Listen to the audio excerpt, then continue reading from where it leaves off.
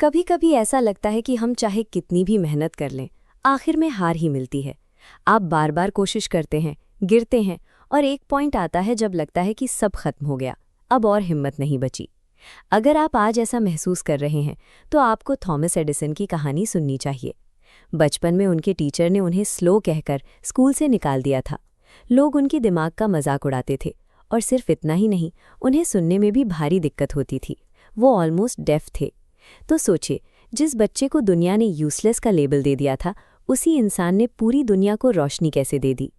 Edison ने bulb से दुनिया को रोशन किया, लेकिन उनकी सबसे बड़ी उपलब्धि वो मेंटल फ्रेमवर्क था जिसने उन्हें हजारों नाकामियों के बाद भी खड़ा रखा।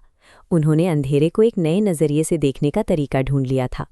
इलेक्ट्रिक बल्ब बनाने के लिए एडिसन ने 1 या 2 बार नहीं, 1000 से ज़्यादा एक्सपेरिमेंट्स किए और वो सारे फेल हुए। एक प्रैक्टिकल अफोर्डेबल इनकैंडेसेंट बल्ब बनाना आसान काम नहीं था। उन्हें ऐसा फिलामेंट ढूंढना था जो बिना जले घंटों तक रोशनी दे सके। फेलियर्स बढ़ने पर लोग हंसने लगे और उन्हें एक क्रेजी एक्सपेरिमेंटर कहने लगे जो सिर्फ पैसा बर्बाद कर रहा था। उन्होंने 1000 फेलियर्स को हार के बजाय रिसर्च माना।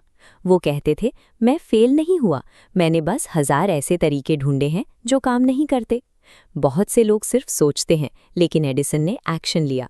इसी लगातार काम करने की वजह से उनके नाम 1000 से भी ज्यादा पेटेंट्स दर्ज हुए। असंभव लक्ष्यों को पाने के लिए क्रिटिक्स को नज़रअंदाज करना पड़ता है। एडिसन ने साबित किया कि लंबे समय में कंसिस्टेंसी टैलेंट पर भारी पड़ती है। एडिसन क्लिक से सुन नहीं पाते थे। ज्यादातर लोग इसे एक बहुत बड़ी वीकनेस मानकर हार मान लेते। उन्होंने अपनी इस खामोशी का इस्तेमाल एक पावरफुल फिल्टर की तरह किया, जिसने बाहर के शोर और फालतू की बातों को उनके काम के बीच आने से रोक दिया। इसी फोकस के साथ वो रोज 16 से 18 घंटे काम एक्सचेंज करते थे। उनका मानना था कि जब आप खुद को पूरी तरह काम में बिजी रखते हैं तो दिमाग नेगेटिव जगहों पर जाता ही नहीं है। खाली दिमाग डाउट्स पैदा करता है, जबकि बिजी दिमाग सॉल्यूशंस ढूंढता है। 1914 में उनकी पूरी फैक्ट्री में भयंकर आग लग गई। सालों की मेहनत, रिसर्च और करोड़ों का नुकसान एक ही रात में जल रहा था।